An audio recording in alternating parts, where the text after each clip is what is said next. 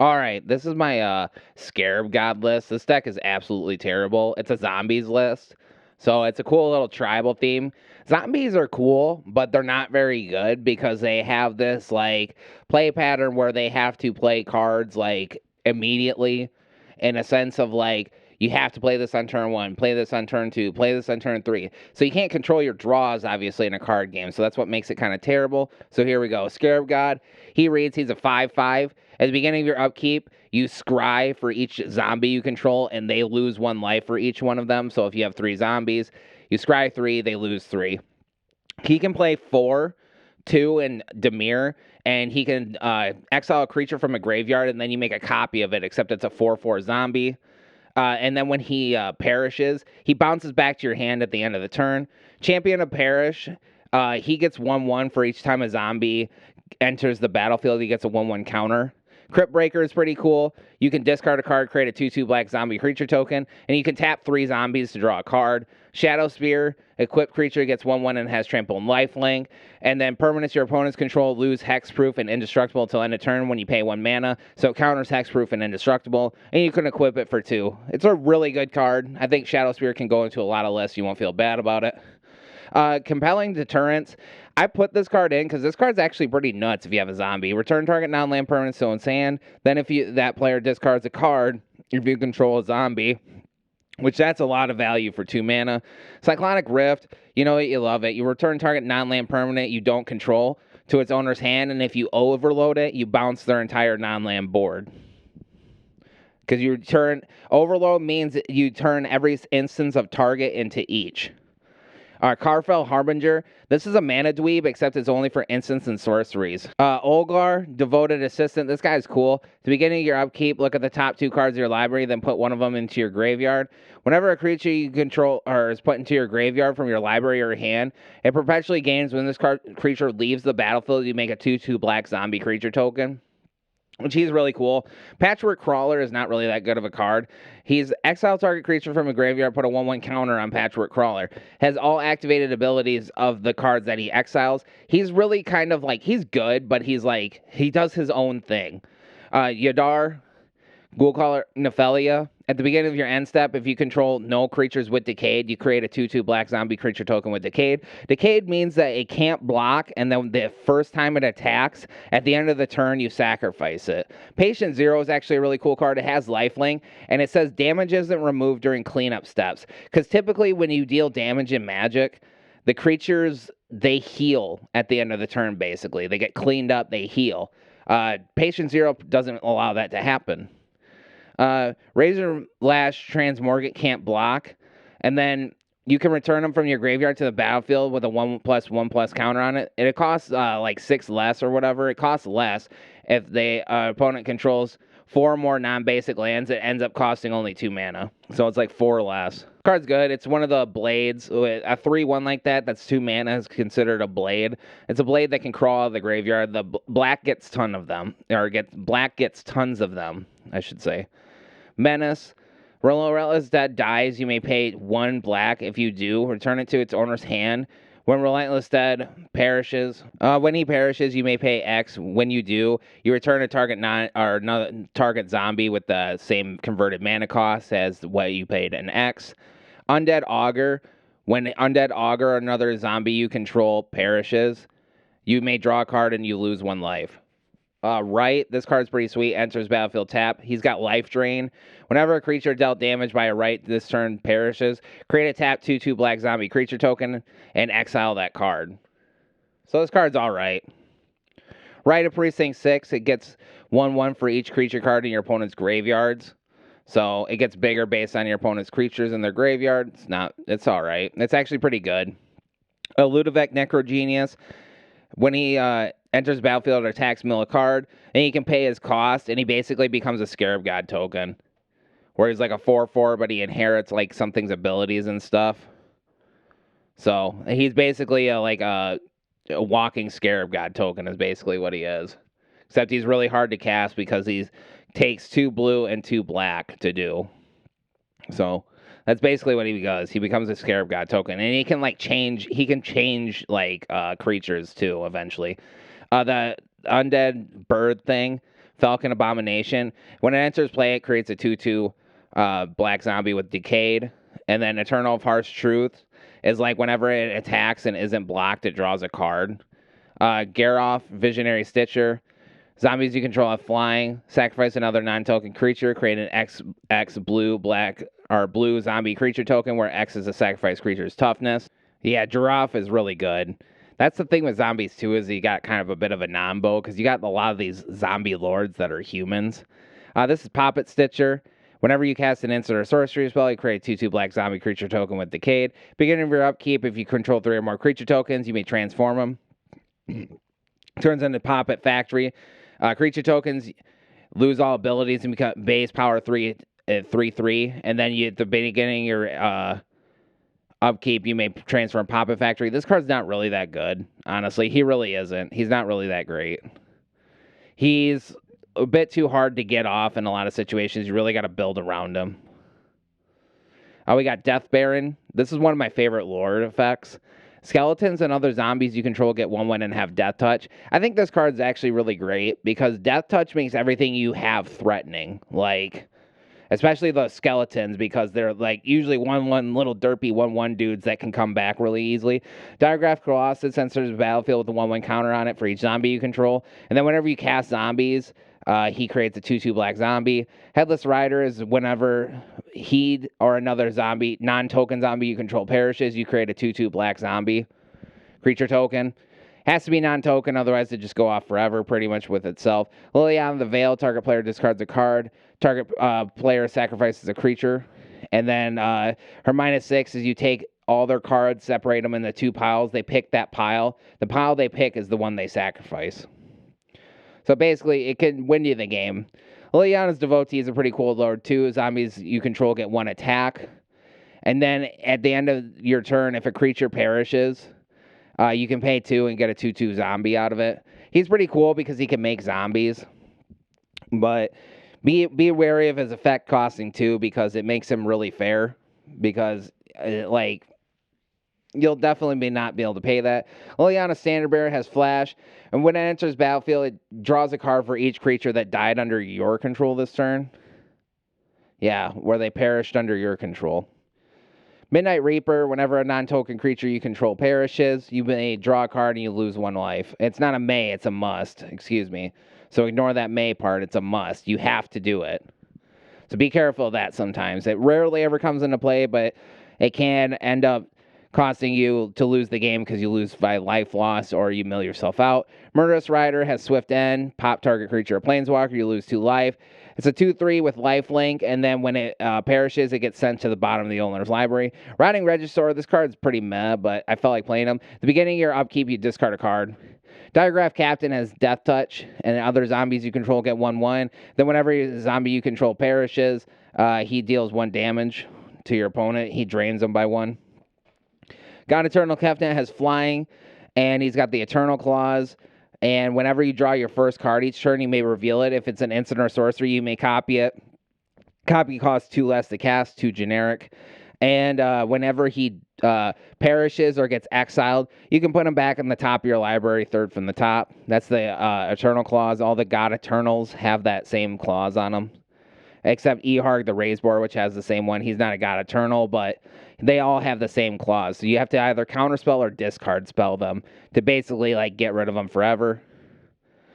Haven Grove Runebinder, exile target creature card from your graveyard. Create a 2/2 black zombie creature token, then put a 1/1 counter on each zombie you control. This card's pretty good. It sucks he has to do it from your yard. Necro Duality is sweet. Whenever you non-token zombie enters the battlefield under your control, create a token that's a copy of it. It's part of the reason why I play zombies, but zombies, like I said, this deck is very sequenced, and if you don't go the sequence, it sucks.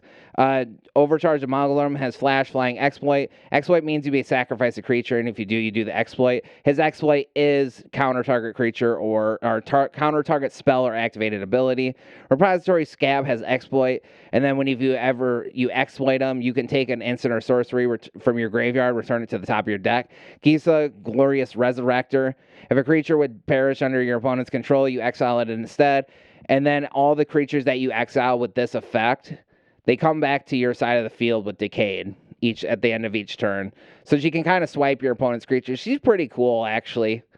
She's a bit hard to protect, but if you can keep her out long enough, she can do work. Grave Pack is whenever a creature controls that we control perishes, each player sacrifices a creature. That's not us. Liliana, Waker of the Dead, each player discards a card, and then each opponent who can't loses 3 life. Her -3 is you count the number of cards in your graveyard total, minus a creature by XX, where the X is the number of cards you counted. And then -7, you get an emblem that you get to reanimate creatures from any graveyard, and they gain haste. So at the start of every combat on your turn, you get more and more creatures. So this card's pretty sweet. Her emblem is a bit hard to go off, but she's cool. She's fun. Gisa and Droloff. When they enter the battlefield, you mill 4 cards, and then once during each of your turns, you can cast zombies from your graveyard. You can do that once per turn. Tasha, Unholy Archmage. Her +1 is whenever a creature attacks you or her, they all gain -1/-1 counters. All right, her -2 is target opponent grabs a creature from their graveyard. They give it to you. It gains Ward 2 until, the end of the game. And then her -6 is they reveal creature cards from the top of their library until they reveal 3 of them. You put all those onto the battlefield on your control. All the other cards revealed get sent to their graveyard. So it mills them all. Cosmos Elixir at the beginning of your end step. Draw a card if your life total is greater than your starting life total. Otherwise, you gain 2 life and scry 1. In physical, this doesn't scry 1. That's the difference between this card. It's actually buffed in this game to be a little bit stronger with the scry 1. But otherwise, it just gains you the 2 life. The One Ring, this is indestructible. This is actually nerfed in this game. When it enters battlefield, if you cast it from your hand, you gain protection. You, as a player, gain protection from everything until the start of the next turn. And you can pay 1 and tap it, and you put a burden counter on it and draw cards equal to the number of burden counters on it. At the start of your upkeep, you lose life equal to the number of burden counters on it. Diver Scab has exploit. Whenever it exploits a creature, target creature's owner puts it on the bottom or top of their library. So he does like the blue sync effect is what I want to call it, because it sends it back to the deck. So I'm going to call it sync, because a lot of these, that's what they're implying. Jason Rever of Secrets, I love this card. Scry 1, then draw a card is his +1. His -2 is return target creature to its owner's hand. His -8 is you get an emblem that counters the first spell of each player. Like each time your opponent casts their first spell each turn, it's automatically countered. Reflections of Lit Jar is whenever you cast a spell of the chosen creature type, you copy it. Teferi Temporal Pilgrim has a static ability is whenever you draw a card, he gains a loyalty counter. So his 0 is draw a card. His -2, he makes an Ajani's Pride Mate that whenever you draw a card, you put a 1/1 counter on him. He's got Vigilance. And his -12 is your opponent bounces 2 of their permanents that are non-lands, and then you send every single permanent they have back into their deck. So it's a pretty good board wipe, like an extremely good one, actually. Because sending stuff back to the deck is the best place to put it besides Exile. And even it's hard to say which is better, because they're both pretty good. Ashiok Wicked Manipulator is if you would pay life, you can exile cards from the top of your library instead.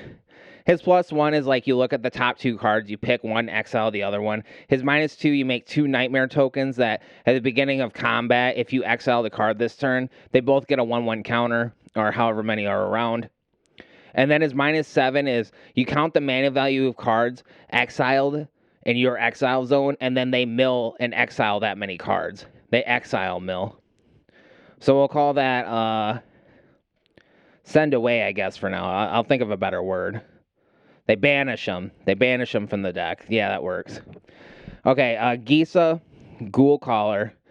You can pay 1 black and tap her, and you sacrifice another creature, and you gain 2/2 zombies equal to that creature's power. So she can make a lot of tokens really quick. She's a fun card. She's a little bit slow as being a 3/4, and she's a bit slow, but she's cool. Liliana, Death's Majesty. Her +1 is you mill 3 cards. You yourself mill 3 cards, and you put a 2/2 zombie out. Her -3 reanimates a creature with haste from your graveyard. And then her her ultimate is destroy all creatures that are not zombies. Liliana the Necromancer, her +1 is target player loses 2 life. Her -1 is return target creature card from your graveyard to your hand. And then her -7 is destroy up to 2 target creatures, and then you reanimate 2 creatures. Ashiok Nightmare's Muse. His +1, he makes it 2/3 that whenever it attacks or blocks, it exile mills, so it banishes 2 cards from the top of their deck. His -3 is you bounce a permanent that you target, and then they exile a card from their hand. And his -7 is you can cast 3 cards from their exile for free. So he's pretty cool. He's like actually one of my favorite planeswalkers ever. Honestly, he really is. I really like this card. He's pretty powerful. So you may want to put him in your Dimir decks. He's a pretty good curve topper. Grimgum Corpseborn. I think this card's pretty bad. He enters the battlefield tapped, and he doesn't untap. To untap him, you got to sacrifice a creature, and then whenever he attacks, he can pop a target creature an opponent controls and puts a 1/1 counter on himself. And whenever you sacrifice a creature, you put a 1/1 counter on him as well. I think he's terrible. Honestly, he's just really, really slow and really, really clunky. And plays his own game. You need to play a game with him. Commence the endgame. The spell can't be countered. You draw 2 cards and then amass X zombies, where X is the number of cards in your hand. Amass creates an army token that puts 1/1 counters on it for each time you amass. So if you amass 5, you make a 5/5. And then if you amass again, amass 3, you just put 3 1/1 counters on that same army, as long as it's an army. Rise from the Tides. Create a tap 2/2 black zombie creature token for each instant and sorcery in your graveyard. This is a pretty cool win condition. The problem is this is a sorcery. River's Rebuke. You target a player and it bounces all their permanents back to their hand that aren't lands. Liliana Dreadhorde General. Whenever a creature you control perishes, you draw a card. She can create a 2/2 black zombie. Her -4, each player sacrifices 2 creatures. Her -9 is each opponent chooses a permanent type of one of each permanent type they control and sacrifices rest. Pretty much wins you the game. Ugin the Ineffable, he manifests, so he makes a 2/2 spirit. You put the top card of your library. Underneath that spirit, when it leaves, you get the card. And his -3 is he can pop 1 permanent on the board that's at least 1 or more colors. You'll see this guy in a lot of my Dimir lists because he gives us enchantment and artifact removal. That's actually good because Dimir can struggle with that. Actually, really struggles with that. Seagate Restoration. Draw cards equal to the number of cards in your hand +1, and then you get no maximum hand size for the rest of the game. And then it's a tapped blue source, or you can play 3 and untap it, or pay 3, have it enter the battlefield untap. Virtue of Persistence. Lock lane scoring. Target creature gets -3 until end of turn, and you gain 2 life. And then the other side of it, it reanimates a creature from the yard every upkeep. Rise of the Dark Realms, you put all creature cards from every graveyard onto the battlefield under your control. Alright, so we're up against Estic Guerreras. This is a loss. Like I said, this deck sucks. Because zombies aren't that good. Honestly, because zombies aren't doing anything super busted broken. A lot of their stuff is relatively fair.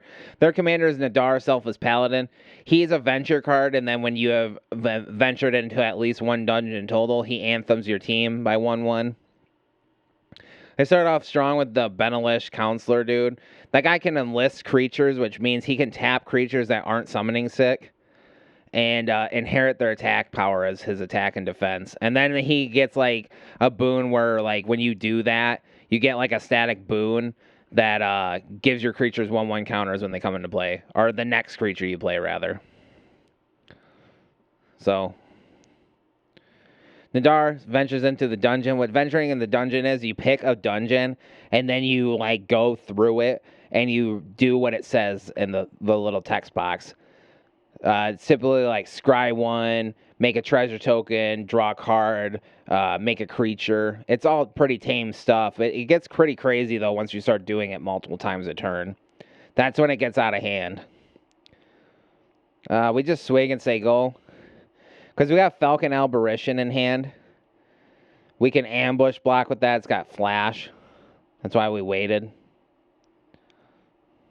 Falcon Abomination, excuse me.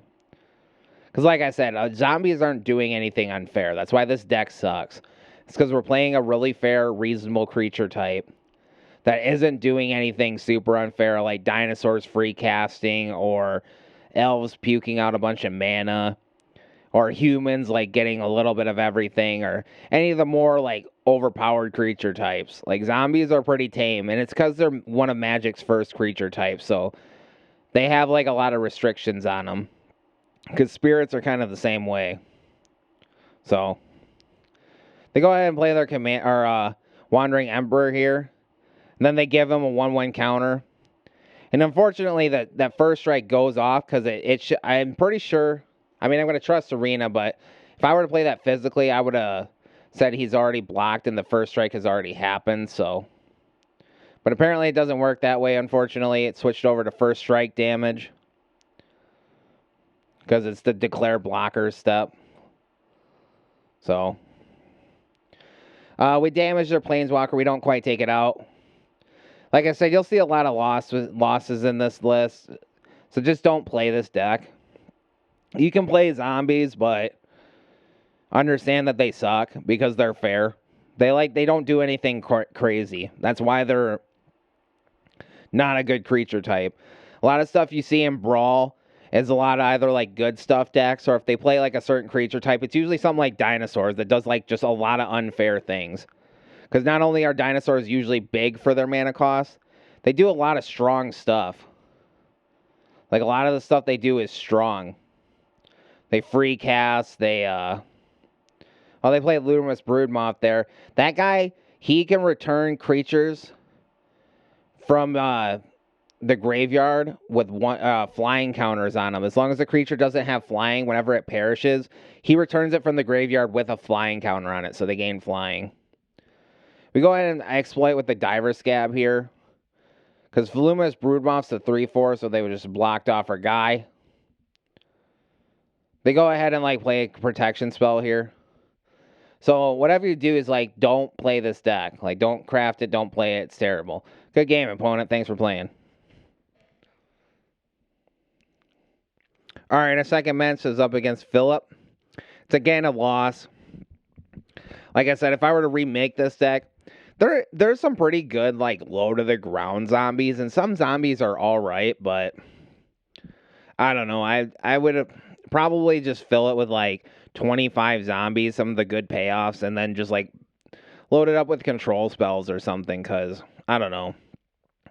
Zombies are so fair is the thing. That's what makes them like not a super great creature type in a lot of ways nowadays, is they do a lot of fair things.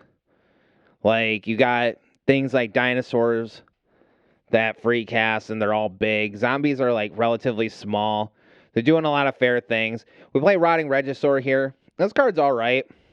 He's a 7/6 for 3, which is gigalithic.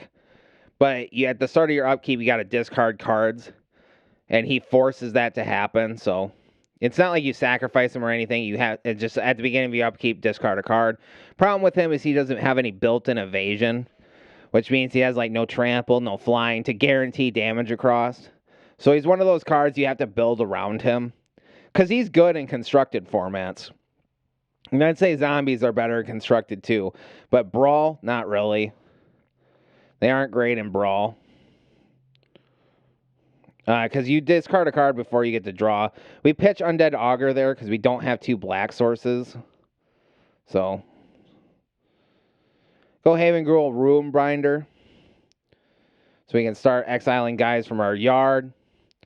They go ahead and block because otherwise they'll lose their Planeswalker.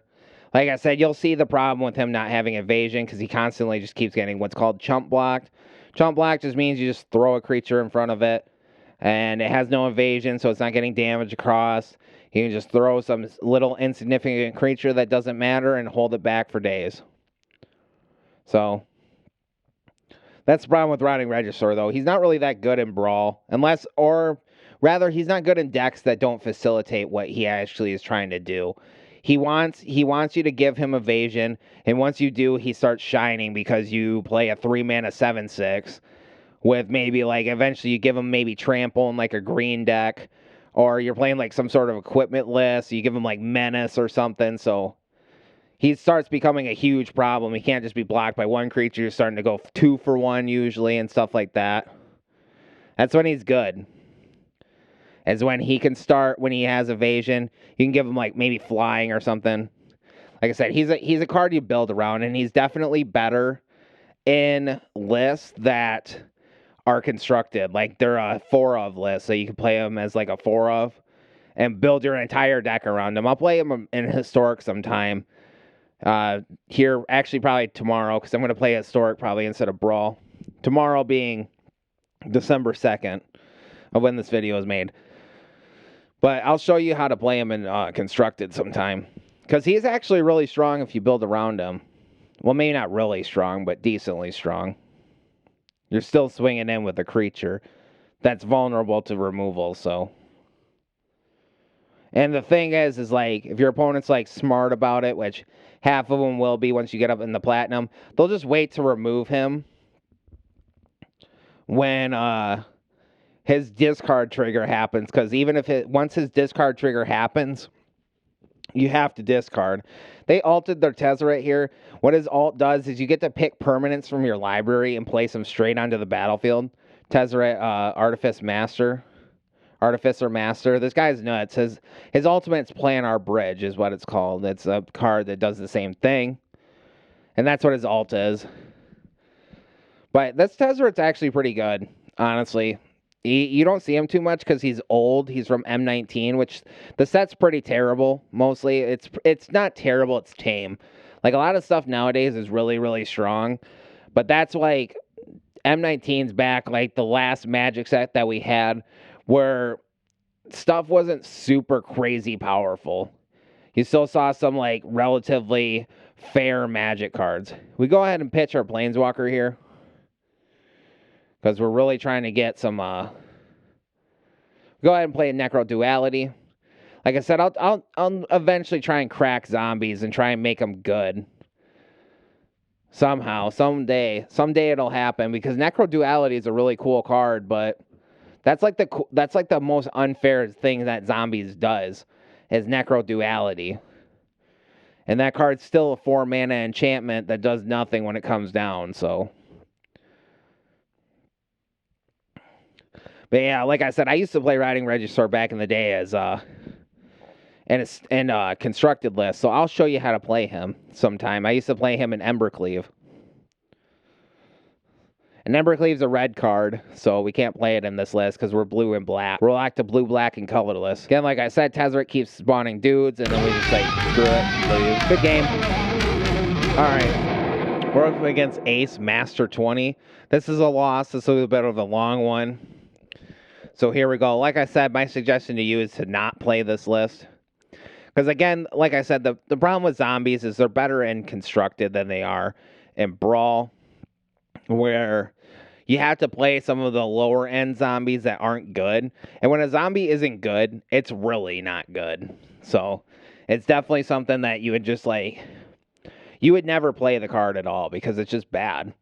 Like the exploit mechanic, it makes sense if you're like making all these tokens and stuff like that. That's when exploit makes sense. But when you're not doing that and you're not set up, then the exploit stuff is weak.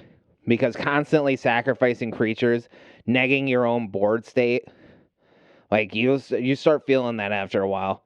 I'm reading that card. They play that Drowsing Device because they're like spelunking in the set. We're up against Boros. We're up against oh yeah, Adamapakal, Thousandth Moon. This guy is freaking nuts. This card is really, really good. I'm convinced that he's easily, as far as Brawl is concerned, he's one of the best rares in the set. By far, is easily this guy, because this guy is absolutely mental. You'll see him go off in this game. He's pretty easy. He goes off with a ham sandwich, so he just combos like crazy. We're getting in pretty good. We actually had a pretty decent start. Got Relentless Dead out turn 2, which that card's actually still pretty good nowadays. He's just mana intensive. He's good, but he's mana intensive, so he's fair. But they play their commander. He's a 1/2. The way he works is whenever you attack with non-gnome creatures, he gets a 1/1 counter, and then for each 1/1 counter, he creates a gnome. So he even goes off with himself. So basically, you want to keep up with the beats with him. Yeah, because you can't use his gnomes to trigger him, but They already start out with Mandark. Mandark is, or it's Mondrak, but I call him Mandark, like Mandark from Dexter's Laboratory, because it's funny. But Mandark, what he does is he doubles the amount of tokens you get. Whenever you make a token, he makes twice as many instead. Make 2 times as much. So, see, they make 4 spirits here. And now they got a Johnny's Welcome, which gives them life for each guy that comes into play. And they're already steamrolling out of control. Like I said, if there is one deck that you want to pick up, one rare you want to pick up from the set, and you don't want to wait on it, which I could understand, definitely pick up this 1000th Moon guy, this Amek Pekel, or whatever. Because this guy is absolutely insane. Like, he is really, really strong. Again, like I said, he's probably like the strongest guy in the set. Like, the strongest rare by far. They go ahead and make Mandark indestructible here. This is us already losing the game. Because they're already set up. So, it's just a matter of time. Because they can sacrifice 2 tokens here, and they opt to sacrifice 2 gnomes because it's the least important creature type. They give him indestructible. Because he can do that for basically free. He can do it for Phyrexian mana. That's why that card is, like, absolutely nuts. A lot of people are playing it. It's like a $30 card in real life. Like, it's really, really expensive. And it's not hard to see why. That card's absolutely mental. It's so freaking strong.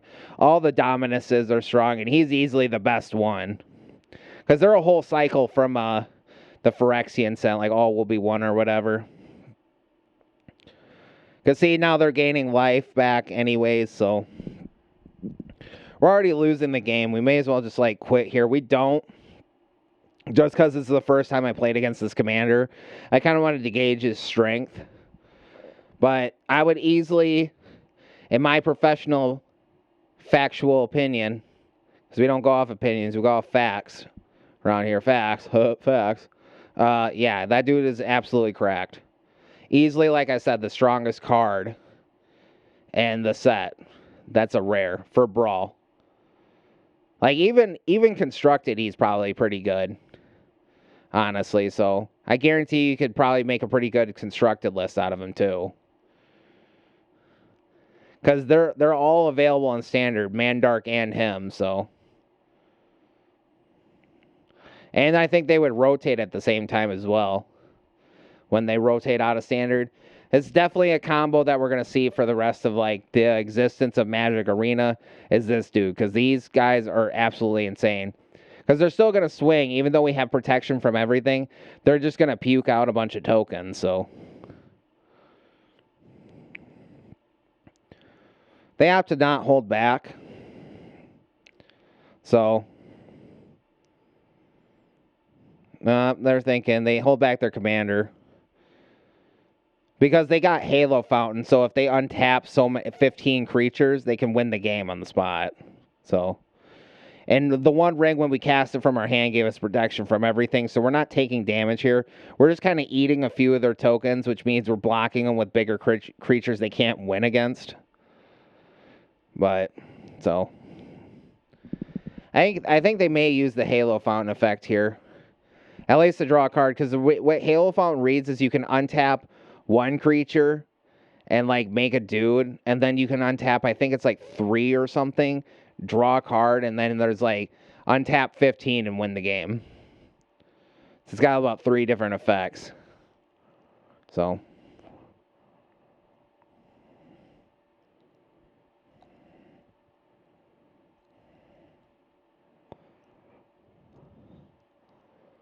but like I said, this commander is insane. So it's very easily, like, probably definitely the strongest rare commander from the set is easily this guy, because this guy's absolutely mental.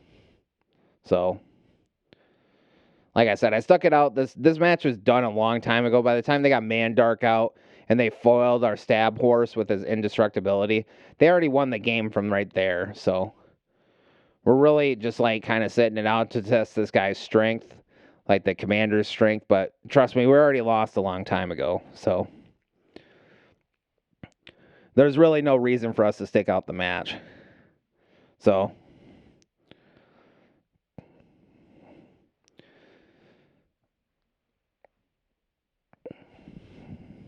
because they're just playing a big tokens deck. Tokens decks are pretty good. I got a few of them that I could show you. We go ahead and bounce their commander here, so at least they don't make even more tokens. So, but like I said, Zombies got some pretty good stuff, like that Unexplained Disappearance card. That card I just used, where they didn't get to attack this turn, or they didn't. They forgot to. They got Helm of the Host, so like that card I just used, that's actually pretty good. Where it bounces something, then they discard a card as long as they got a zombie. That stuff's really good, actually. It's a really good card, but it's not enough to make the zombies playable by any means. Because everything around the zombies is just, it's too good. You know, like everything. Yeah, they play like an actual strategy archetype, like tokens, an archetypal type of strategy. Or you play like most creature types. Like if you're playing a creature type, you kind of want to play something like, I don't know, not zombies. Because they're pretty good if they curve out. Like, and I would have, like, not even with, if they curve out, they gotta, like, play all the really good zombies, like, right away. Because a lot of them just aren't good. Especially during your, like, in the middle of your, like, 3 or 4 mana slots, like 4 and 5 especially, there's, like, no good zombies up there at all. It's all, like, their lord dudes, like Gisa and Gurov, which aren't even zombies, they're humans. And there's like, trying to think of an actual like good zombie up there. There really isn't any. Honestly, there really isn't. They're definitely more constructed archetype, but here the match should be coming to a close pretty quick here. So like I said, this is a 12-minute match. It was over a long time ago when they played Mandark and made him indestructible. Because those Glory Dominuses, they're a bit too easy to make indestructible. They definitely should have had, like, activate only as a sorcery. For sure. But they swing. They're going to kind of, like, poo around here. They should just use the Halo Fountain and just win the game. They're not doing that. Which is whatever. Because they could win the game here with Halo Fountain. I think here we just kind of quit. Not sure. Can't remember. This match's a bit old. We block all their mites, because otherwise we'll get a bunch of poison counters. But yeah, they could use the Halo Fountain and just win the game on the spot. But again, with this deck, definitely just don't play this deck, because it's terrible. It's not good. Every time I play zombies, they're just not good. And they never will be.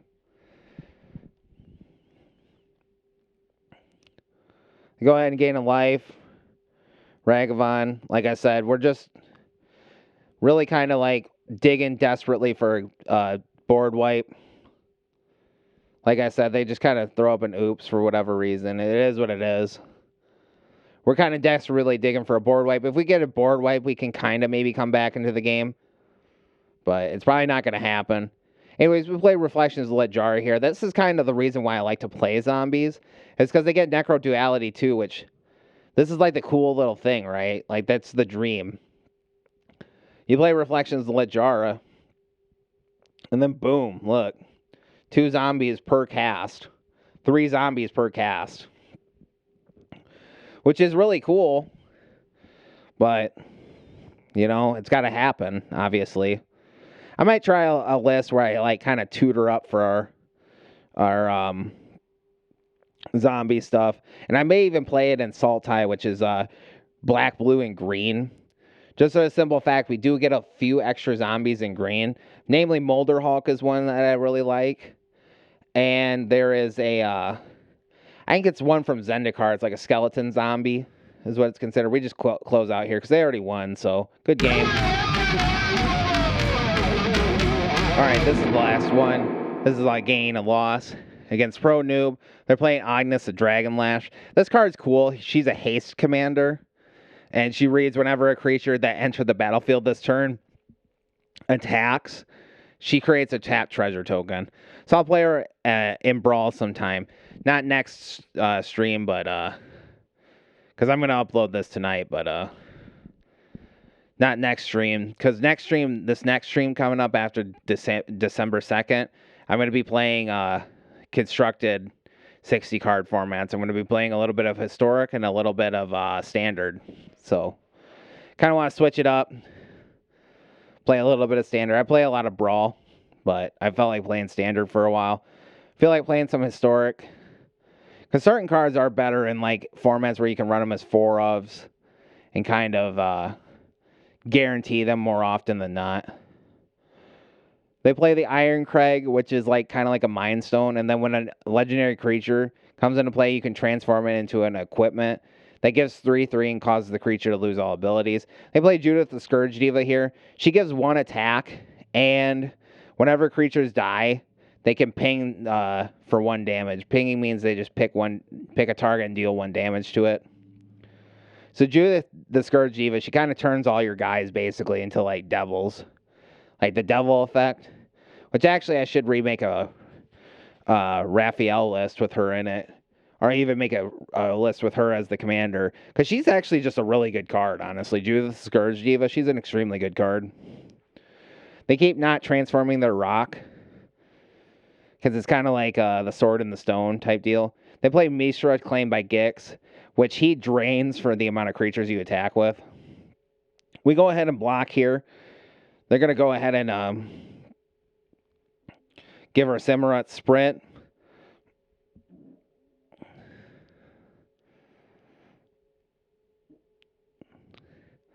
He gains the 1 defense, and luckily that saves us 1 health. They say oops, like whoops. Because Hero Precinct 6, or whatever, that's what his name is, like Right of Precinct 6. He counts the amount of creatures in your opponent's graveyard at any time, and that's his stats, +1. We go ahead and play Liliana's Devotee. He's pretty cool. He's a 2/3. They go ahead and cut down our guy, unfortunately. But yeah, like I said, as a word of warning to the wise, like, don't play this Dimir list. It's terrible. A lot of zombie stuff, it's just not good. Is the problem with it. They have a big gap in between, like, maybe like mix it with other creature types or other good stuff. But they definitely have a huge gap between like 4 and 5 mana, where a lot of 4 and 5 mana zombies and above, they're just not good cards. So just keep that in mind. We go ahead and pop their Misha, claim like Gix here. Say no attacks. Say go. Liliana's Devotee does count your opponent's creatures perishing too, so keep that in mind, because he can make zombies as long as he sees something die, and then you pay 2 mana at the end of the turn. He makes a zombie. So he's actually a really good lord. Like, I think he's like one of the better lords in general. But what makes him fair is you at least pay mana for the zombie.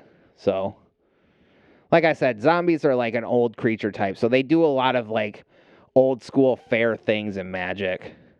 They aren't like a lot of the new age creature types that are really honestly kind of fundamentally busted. They're either big for their mana cost, or they don't have to pay mana for a lot of their abilities and stuff like that. That's the thing with like dinosaurs, is they're just really powerful. And certain other creature types that are like more new age creature types, where they don't have any weaknesses anymore. A lot of cards don't have the weaknesses anymore. We go ahead and up the Ugin here because he's going to perish anyways. Makes the treasure tokens, because Agnes counts each one, so she can make you a boatload of mana. I'll have to play her sometime. Go ahead and play Virtue of Persistence here as its Lock Flame Scorn side, which eliminates their commander. And we gain 2 life. Go ahead and play God Eternal Kefnet. We were feeling hopeful here. We can maybe come back from this. But, alas, probably won't actually. come back from this. Well, obviously we won't because it was a loss, but still. We're hopeful because we got God Eternal Kefnet down, which he'll probably be one of the cards you see quite a bit and when I play Historic because I have him as a 4 of because he's like one of my favorite cards. Honestly, I really do like a God Eternal Kefnet. He's a pal. He's my pal. They go ahead and equip their rock. Go ahead and pull out Excalibur.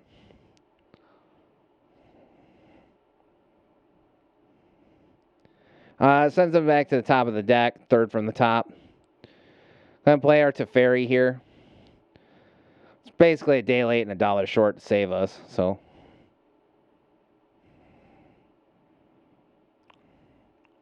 No attacks. Say go.